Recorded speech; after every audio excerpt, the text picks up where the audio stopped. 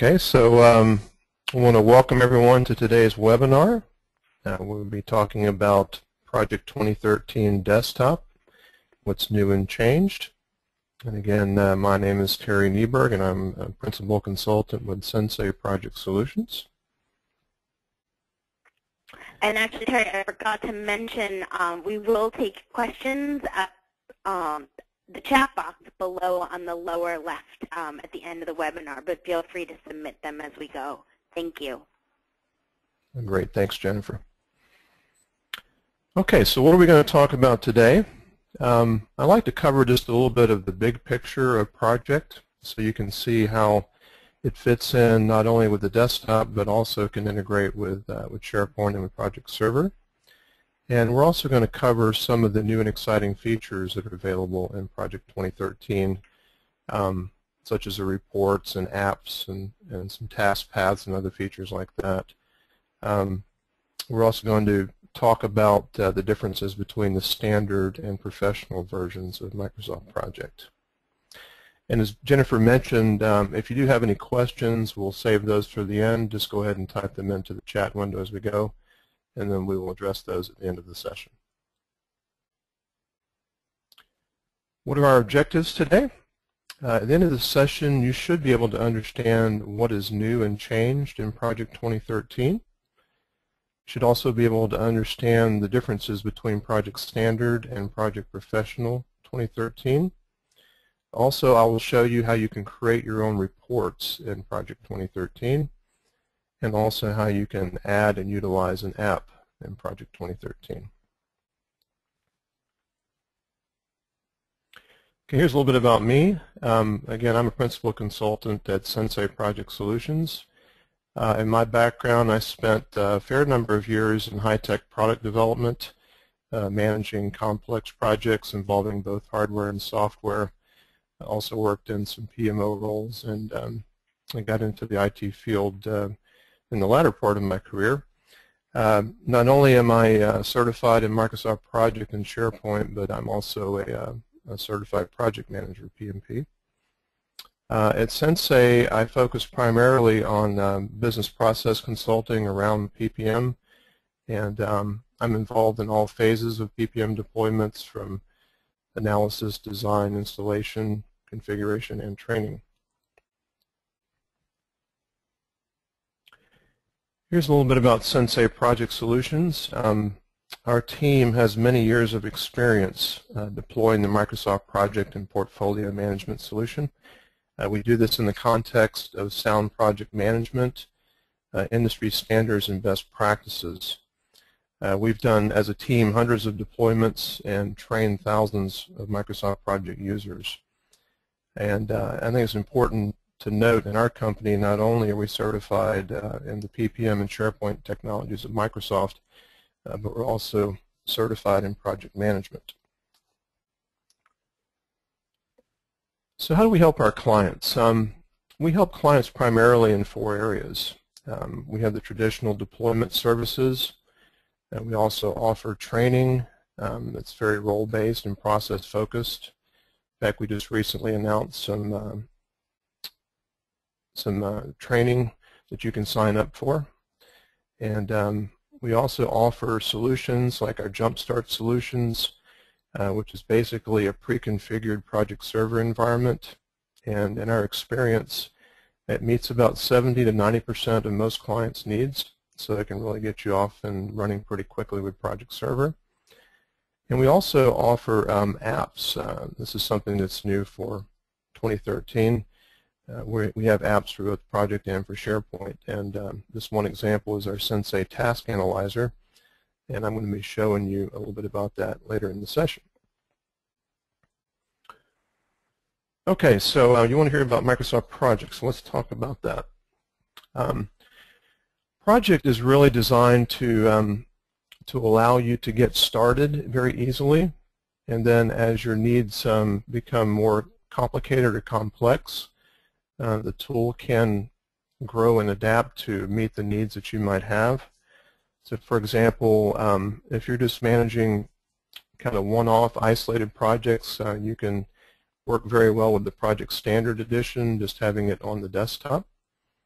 If you need to utilize collaboration methods with your team and you have SharePoint available, then you can use Project Professional to sync with SharePoint task list, and that way team members can just track the task and report on percent complete, and you can sync your project schedule and receive the updates that way. And then if you're a much larger organization and you have more complex needs for PPM, you can use Project Server with Project Professional to have a full-blown PPM solution to manage your projects from soup to nuts and report on those across the organization. So that's just kind of the big picture of Microsoft Project and how all the components go together. So let's talk about Project Standard 2013. Okay. So there are a lot of new features that have been developed for 2013. Probably the most exciting one is the reports, and we'll be jumping into those fairly shortly here. Another very exciting feature is apps you can add inside the project that can help you better manage your projects. There's also something new called task path highlighting that allows you to very quickly get visibility into your network logic in your schedule. There's also been a lot of improvements around the getting started experience, so you can get going very quickly with whatever type of project that you need to start up, and we'll take a look at that. There are a lot more templates that are available, and you can also search online for others. There's also cumulative fields that have been added. These are very useful if you're managing agile projects and you need to track burn down and things like that. Also, Project 2013 is very cloud-centric, so you can save to SkyDrive. There's now Project Online so that you can save your projects and collaborate in the cloud. Also, it is touch-enabled, so you can turn on that feature and have a very good user experience with touch-enabled devices. And another interesting feature is if you're planning projects way into the future, you can now plan all the way out to the end of 2149 just in case you happen to have that need to do that. I've never come across that, but I would imagine that somewhere out there there's probably somebody that does. So that's kind of what you get with the standard version. With the professional version, you get everything that's included with standard, but you also get these additional features. One is Lync Integration. So with Lync Integration, you can actually contact your team members directly from within inside Microsoft Project. You can send them an IM, you can video chat with them just right without even leaving the program. Project Professional also allows you to collaborate with either SharePoint or Project Server. So if that's something that you're interested in doing, you will need the professional version to be able to do that. Just a couple other features that are only in Project Professional. You get the Team Planner view, which gives you a good visibility into your resource allocation, and you can very quickly spot over allocations on your team. And you also have the ability to make tasks inactive in the system. Okay? So that's the differences between Project Standard and Project Professional. So I mentioned earlier that reporting was one of the really exciting new features in 2013, and this is something that I think is probably one of the best things to come along with Project in a long time. When you launch Project 2013, you'll notice that in the ribbon, there's now a tab for reports. And when you go there, you will find probably at least 15 reports that are out of the box that can get you going pretty quickly. And you can also very easily create reports on your own, and I'll show you how to do that in just a minute. This is just a couple of screenshots here, some examples. We've got a cost overview report and also a project overview report. Okay, so why don't we go ahead and take a break from the slideshow here, and let's open a project. Let me show you some of the reporting that's available in Project 2013. Okay, so I mentioned that now we have this report tab that was not in 2010, and this is available now in 2013. One thing you also notice is that the visual reports are still here, same as 2010, so not much different there. You can still use those. You'll also notice that we have some dashboards, and resource reports, cost reports, and things like that. So I thought it would be good just to walk through a few of these so you can kind of get a feel for what's available out of the box. And as we go through these, one thing I want to point out is I have not done anything to build any of these reports. These are completely out of the box. Okay, so this report is a burn down report. So this is something you would very much be interested in if you're managing an agile project. So it shows you a work burn down here on the left, shows you a task burn down here on the right. So very powerful if you're looking at agile projects.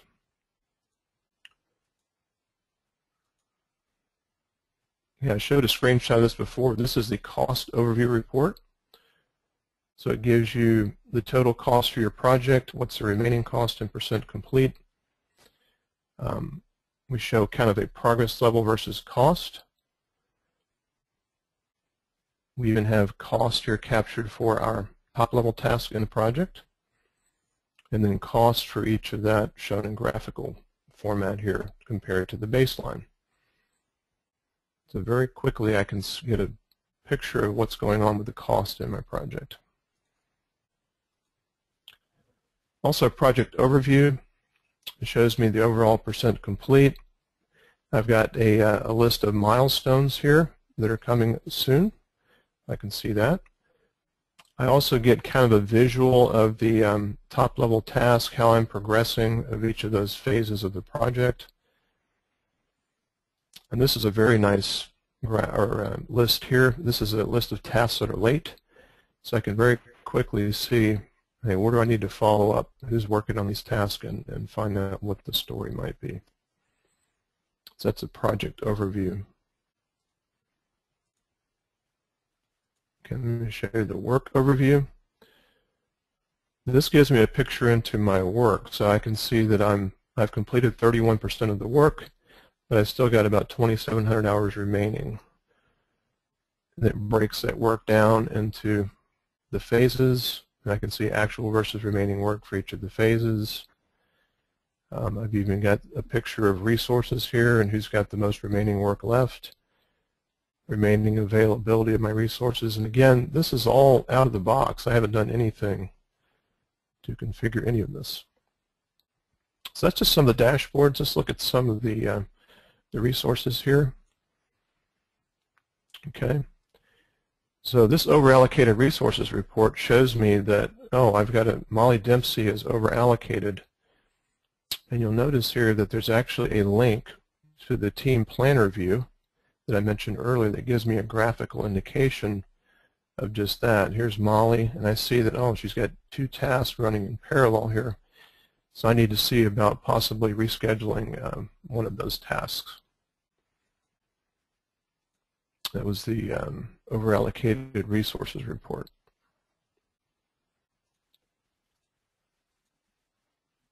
Okay, here's a resource overview report. I can see, again, for all my resources, how much actual work they've done, what's remaining. Here's kind of the start and finish of all the resources on my project. Cool stuff. Let's look at some of the cost reports. I don't have a lot of cost data in this project, but this can show you the cost or cash flow report for this project. And the in-progress reports, this critical task is very nice because those are the ones that are going to directly impact my project finish date. So this shows me a list of those tasks. I can see that, okay, at least probably a good chunk of my critical tasks are already done, but I've also got this, this chunk here that's running late, so I need to follow up and find out what the deal is with those tasks. So very quickly I can see the tasks that I need to be most focused on. I'll also have a list of late tasks, and similar to the other report, it shows me what percentage is complete, how much is late, and what's in the future. Here's the milestone report. I can see how I'm progressing. Good news is I don't have any milestones that are past due. Here's the up-and-coming milestones, and these are the ones that have been completed. Okay, so again, everything I've shown you so far is just completely out of the box. So you might ask, well, what if we need to create our own? Well, it's actually fairly easy to do. You'll notice there's a new report tab here. And I can just start with a new blank report. And I can call this strategic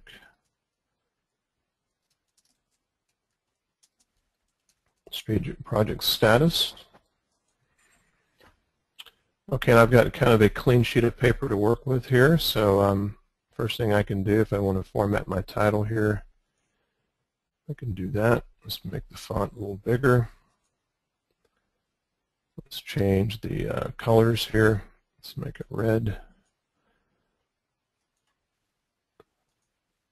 I can also insert images in my report, so that's an awfully big picture. Let's make that a little smaller.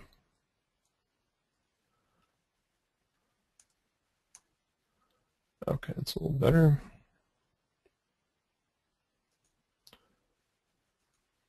You'll see I can easily drag the stuff around here as well. Okay, I can insert a table. And when I do, I get a list of fields here that I can add to my table. And so for example, I don't want the name field. I'm going to remove that. Also going to remove the start field. I'm going to add some fields here. Let's see.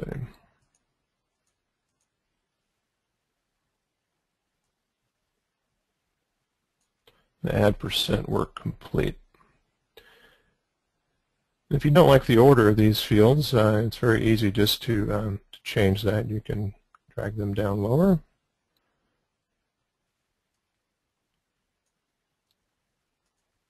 Okay. I can drag that around. I can also resize this very easily if I want to. All right, you notice that when I'm in the blank section of the screen, I don't have the field items, so if I need to redo that, I just click on this item here and the fields are back here again. Okay. Let's add a chart as well. Let's see. Let's try this chart here. You notice here that I can actually show filters as well. So I can show a filter to show all the tasks. And this defaults to outline level 1. I just want to show the project summary. So this is actually showing me a summary view of the work in the project. So I see work, remaining work, and actual work. So let's add another table here, or a chart, I mean. Let's try a bar chart. We'll go with that one.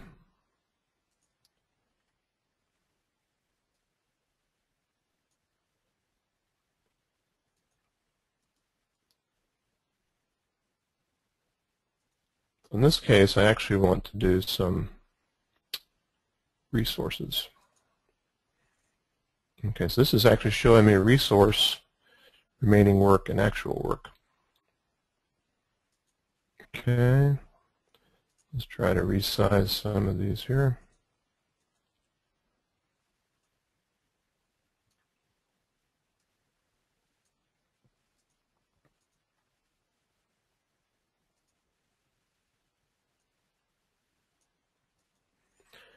Now you can also change the design of some of these tables if you don't like the way it's laid out. So you can very much customize this the way you want it.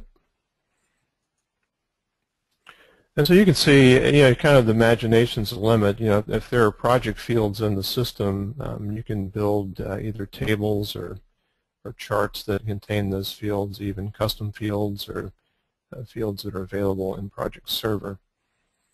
So let's say now that I've got this report and I like this and I want to maybe put it in a PowerPoint presentation for a meeting or something like that. It's very easy just to copy that report and then come to a presentation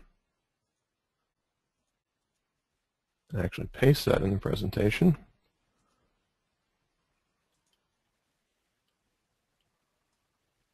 Blow that up a little bit. And so you can very quickly build a project status presentation after you build your report in Microsoft Project. So that's kind of how the reports work in 2013. And again, a lot of things are available right out of the box, as we've mentioned before. But it's pretty easy, as I showed, just to build your own custom report and add images and formatting, whatever might meet your needs.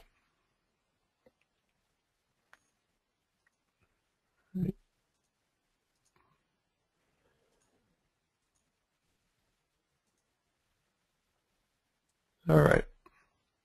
Let's talk about apps for just a minute. Also new for Office 2013 are apps. So these are actually items that you can add into the Microsoft Project client that run in a task pane on the side. And you can actually access these from the Office store. And I kind of show you a screenshot there of what that looks like, but we'll actually go look there in just a minute. The example app I'm showing you here, the screenshot, is the Sensei Task Analyzer. And this is something you can access in the Office store. And it basically does about 22 checks on your project schedule against industry standards and best practices. And it's a really handy tool just for making sure you have good quality schedules. It can also be useful if you're checking someone else's schedule that you might not be so familiar with, just to run some checks against that. And we'll take a look at that more in just a minute. I also mentioned earlier that there's something new in 2013 called Task Paths. And what this is just a formatting tool where you can very easily highlight 4 types of tasks that are in your project schedule. So the 4 types are predecessors, driving predecessors, successors, driven successors. So I think predecessors and successors are fairly straightforward to understand. Predecessors are any task that precedes the selected task in the network logic. The successor is any task that would succeed that task in the network logic. So that's pretty straightforward. The driving predecessor is actually a task that, if it is delayed, it will directly impact the start date of the successor task. So that's something that is very important to capture. And a driven successor, similarly, is if the selected task is delayed at all, then a driven successor will also be delayed because of that delay. So that's how those work. And in just a minute, we'll go in and I'll show you kind of what that looks like and how you might utilize that. Also new for 2013 is Lync Integration. So if you are using Lync and you have Microsoft Project Professional, then you can very easily contact resources that are on your project team from right inside the project client. All you have to do is basically hover over that project name or the resource name, and then you can directly contact them through Lync. It's a very cool feature. Another new feature in 2013 is the Cumulative Fields. These are what you see in the burn down reports, and there are a number of them. So I show this kind of in 2 different views here. On the left here we see the burn down report that's showing you kind of the remaining cumulative work versus remaining cumulative actual work and the baseline remaining cumulative work. On the right of this slide here, you'll see a task usage view where you can also add in those cumulative fields, so you can very easily see how tasks are progressing over time for either work or for cost. And again, these can be especially useful for agile projects. We mentioned the Team Planner view earlier. This is something that's available in Project Professional. Unfortunately, it's not available in Project Standard. The Team Planner view gives you a very quick visualization of where you have resource bottlenecks. So in the screenshot here, I can see I have a resource. It's highlighted in red, and I can see that these two tasks are in parallel. So that's an overallocation that I need to address. All right. So why don't we go back to Project, and let's look at some of those features from inside a project.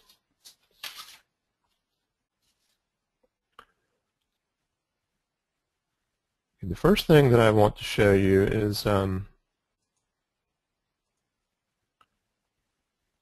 apps. So in 2013, if you go to the Project tab, we now have this new icon here. It says Apps for Office. When I click on that, I can actually see all the apps that I have available to use. And you can see currently I have just the Sensei Task Analyzer that I've downloaded. But I can also click on this link here that will take me to the Office Store. And here in the Office Store, I can search for other apps that are available for Project. So you can see there are a number of apps that are available. Some of them are free, some of them have a cost associated with them. And you can see that the Sensei Task Analyzer app here is actually featured in the Office Store. So I'm going to go ahead and turn on the Sensei Task Analyzer so you can see what that looks like.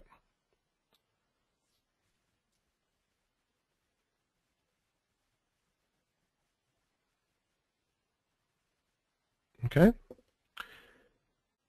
So the Sensei Task Analyzer, again, is designed to perform a number of checks on your project to basically make sure that your project schedule is of good quality.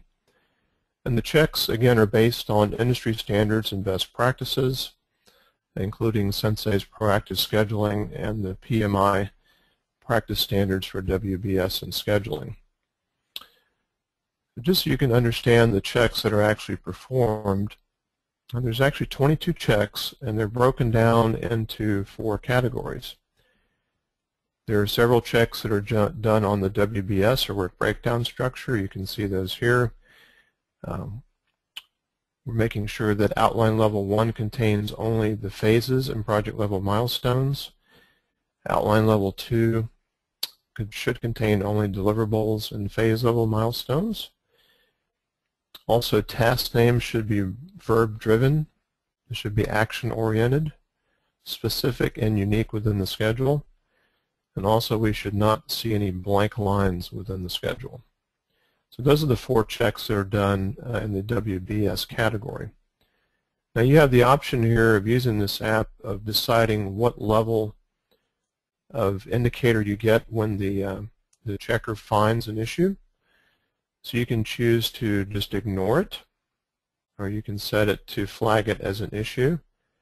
You can set it to flag it as a warning, or you can set to give you a message. Again, you can change that. Also, if you hover over the question mark here, it will tell you kind of the purpose for some of these checks here. Okay, so those are the WBS checks. There's also a number of checks that are done on resources, like we want to make sure that milestones aren't assigned to resources. Resources should not be assigned to summary tasks. We'd also check to see if there are any detailed tasks that don't have resources assigned. And we look for detailed tasks that may contain resource over-allocations. Similarly, we do a number of checks for links on the schedule, looking at the different predecessor types or link types, whether it's finish to finish or start to start. We look for lags in the schedule. And then finally, there's a number of scheduled checks that we do. See if there are any constraints, see if there's a baseline. You're looking at the level of effort and also the level of duration on tasks to see if it's a good quality schedule. Okay, so let's see how that works in practice here. So I go back to the analyzer here. If I click on the project summary task, it tells me, oh, the schedule should have a baseline. So apparently I haven't set the baseline on the schedule. So that's good to know. And you can just kind of walk through each of these tasks, and if the checker doesn't find any issues, it'll be marked as 100% compliant. Okay, here's one that tells me there's a constraint on this, which I can see right here. This task has a start no earlier constraint than July 20th of this year. It tells me constraints should only be used when there is a restriction to scheduling of the work, not for deadlines or commitment dates. Okay. Here's another task like, oh, this is a detailed task. It looks like I forgot to assign resources to this one. So, okay, it looks like I need to figure out who's going to work on that. So that's just kind of a quick view into how apps work. Again, in project, they all run in this task pane over here on the right. And again, I was showing you the Sensei Task Analyzer as an example. One thing I forgot to point out was we also have some online guidance available here. So if you click on this link here, it takes you to our website and kind of gives you some a little bit more detailed guidance for the checks that we have. So that's also available to you. All right. So that's the Sensei Task Analyzer. Okay. Next, I want to show you how the task paths feature works. So I'm going to change to a different project here.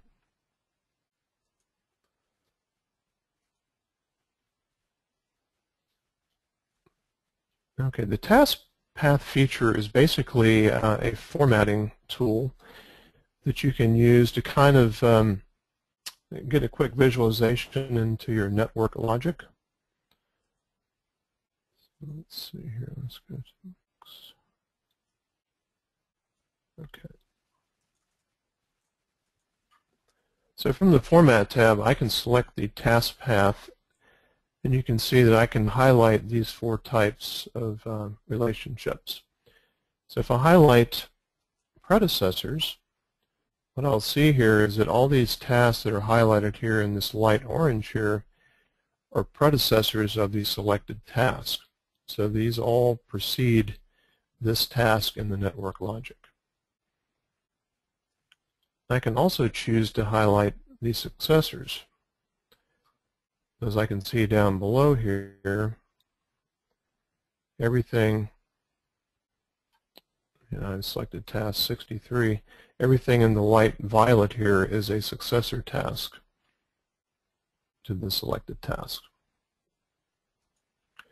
If I highlight the driving predecessors, I can see that all of these predecessors here, if they are delayed, they're going to have a direct impact on this task that I selected here, task 63.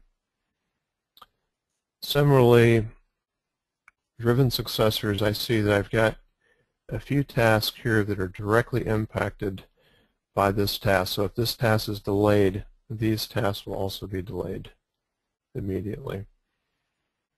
Now there's some down here that aren't directly impacted, but they're still showing me that they're successors of the selected task.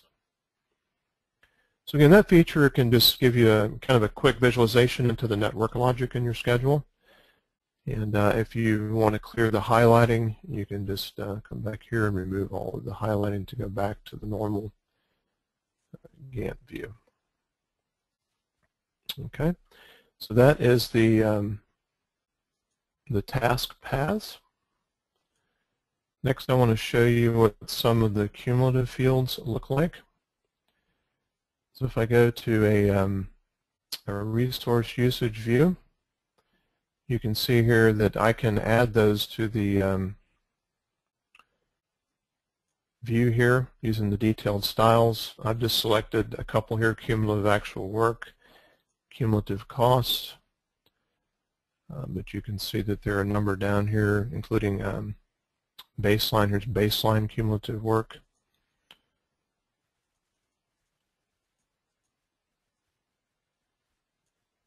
Cumulative work. There's some remaining cumulative items as well. So you can easily see, for example, I've got this resource bill here, how his work and costs have been progressing over time, and just get a quick visualization into that. As we showed earlier, you can also look at the burn down chart, which give you a visualization using those fields as well. Okay. I also mentioned Lync integration before, so let me show you how that works. So for example, I've got this task here to conduct a post-project review meeting. I've got this resource here assigned to that. And you can see if I just click on that cell with his name in it, I can easily send him an IM. Of course, he's offline right now. I wouldn't be able to contact him, but if he were online, I could very easily get in touch with him.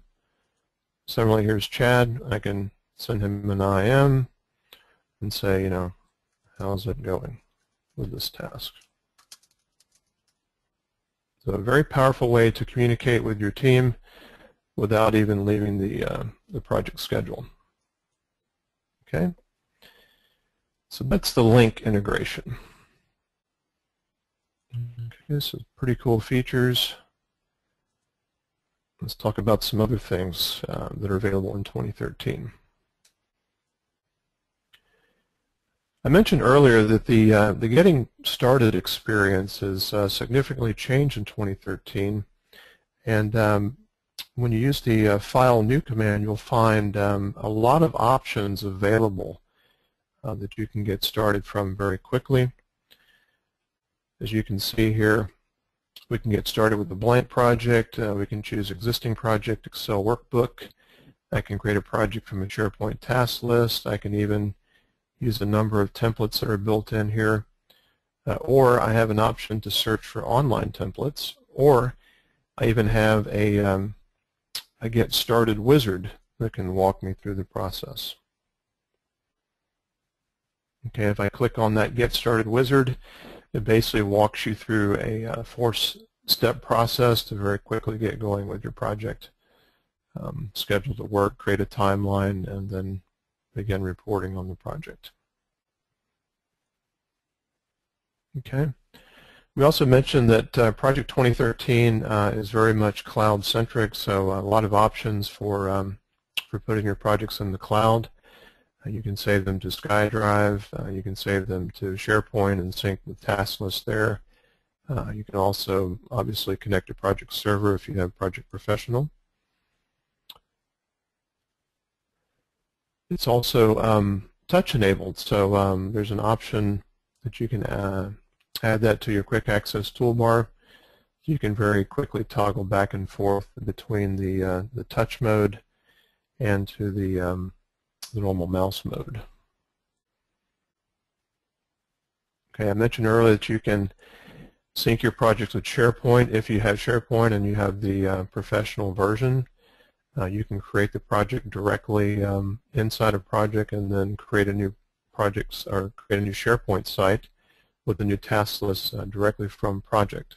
Of course, that's assuming that you have permissions to create new sites. When you do that, your teammates can actually report progress using %complete, and that way you don't have to directly collect the progress estimates from them. And also, if you're using SharePoint, the teammates can use their My Sites to track all of their tasks there. So you can track tasks from SharePoint, from Exchange, from Project Server, all in one place. So that's something that's new in 2013. So pretty exciting stuff. Okay, so let's go look at how some of that works. All right. So I mentioned the getting started experience. So you can see here that I can search online for templates. I can start with a blank project. I can start with an existing project. Even import a workbook from Excel. I can create a new one from a SharePoint task list. I can even click on this wizard here. It kind of gets me started. And it kind of walks me through this process here. It just tells me how to schedule everything. Okay, so I'm not going to actually do that, but just wanted to show you that option. Okay.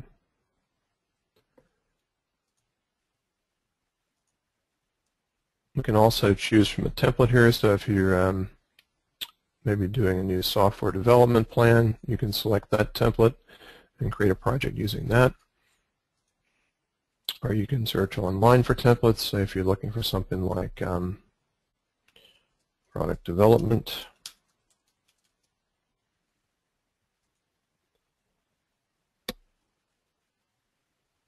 Okay, and this returns a number of possible places for that.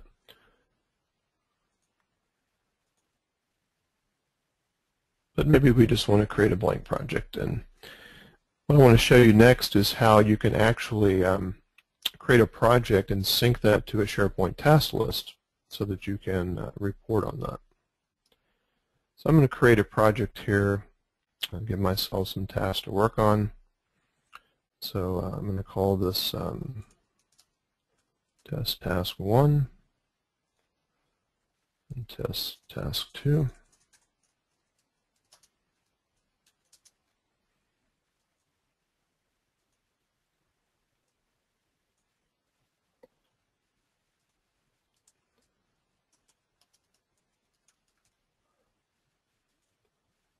All right, I'm going to assign these tasks to myself.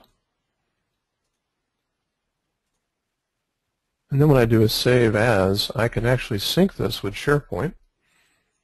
I can choose to create a new SharePoint site. Of course, I need to choose where I want to put this site. So I'm going to put that here. And I'm going to call this project webinar test project.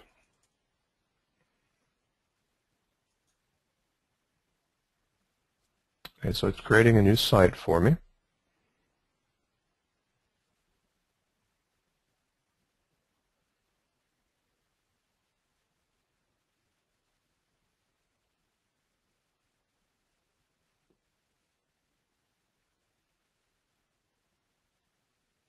Okay, so here's my new site coming up, and I can see, okay, it looks like I have a couple of tasks that are due here. Okay, so I'm going to make some changes in my schedule here. So let's set some dependencies.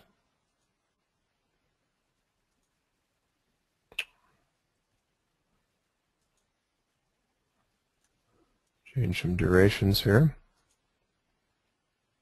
And let's save.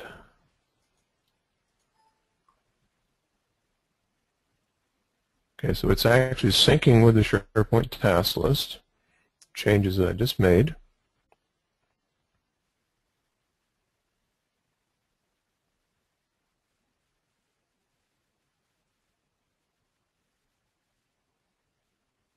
All right. So now when I reload this page, those changes should be reflected. Okay. So here's my task list. I can see I have 2 tasks here. One's due on May 13th, one's due on June 10th, which matches my project schedule right here. So now if I want to report progress on these tasks, then I can just edit that item within SharePoint and report to my project manager and say, okay, I am actually 50% complete on this task.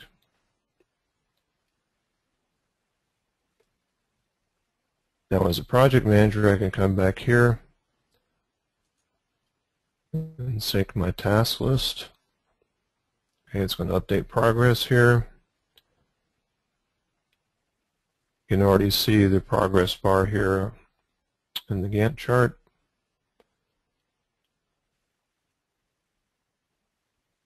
Okay, and now my schedule's up to date. Let's just verify that the percent complete came out right, and yes, it did. So that's how you can sync a task with SharePoint, and if you use a professional version and you have SharePoint, that can be a really nice way to collaborate with the project team without having the requirement for having a full-blown project server solution. Okay.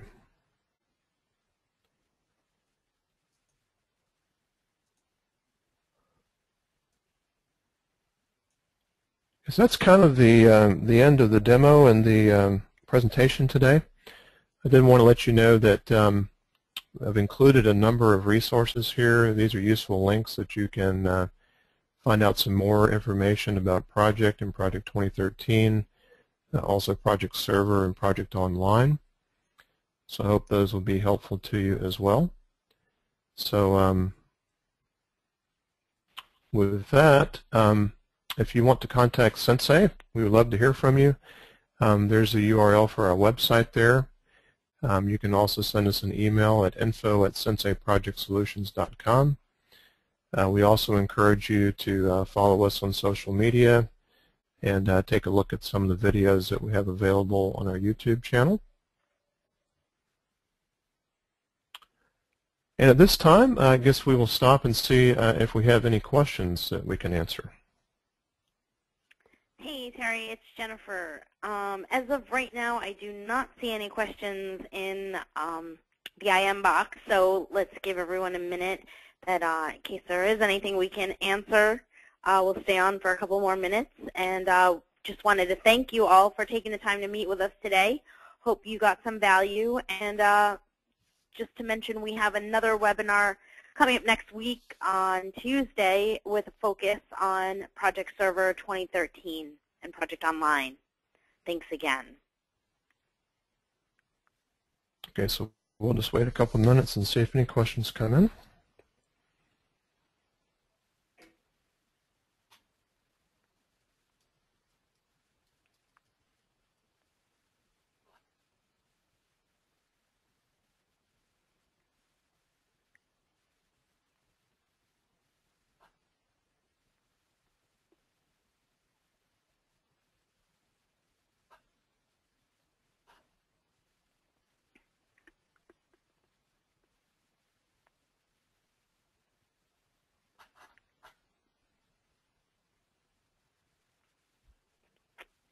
Well, looks like everyone is all set today with their questions. So again, from Sensei Project Solutions, thank you for taking the time to be with us this morning and afternoon. Have a great day.